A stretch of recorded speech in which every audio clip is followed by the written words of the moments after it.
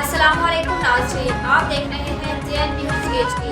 आइए नजर डालते हैं आज की अहम खबरों पर। नवाब शाह से खबर देते चले, जहां जमात इस्लामी पाकिस्तान के अमीर सिराजुल हक की अपील पर मुल्क भर की तरह नवाब शाह में भी बढ़ती हुई महंगाई के खिलाफ एहतजाजी मुजाहरा किया गया। सगीर जामे मस्जिद के बाहर मुजाहरे से खिताब करते हुए जमात इस्लामी के ज़ली अमीर सरवर अहमद कुरैशी ने कहा कि महंगाई की वजह से आवाम बदहाल हो रहे हैं, खुदकशी पर मजबूर हैं, अपने बच्चों को भूख की वजह से मार रहे हैं। शहबाज शरीफ ने ऐलान किया था कि वो अपने कपड़े बेचकर लोगों को सस्ता आटा फराहम करेंगे। इस वक्त आटा 150 रुपये किलो तक पहुंच गया है।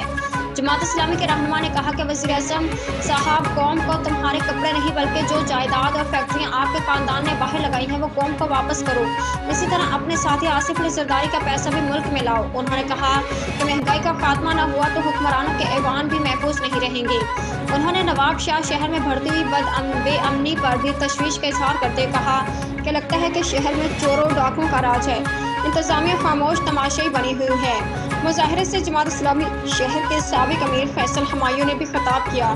Report bureau chief Farooq Naeem से देखिए जेएन न्यूज़ नवाब शाह।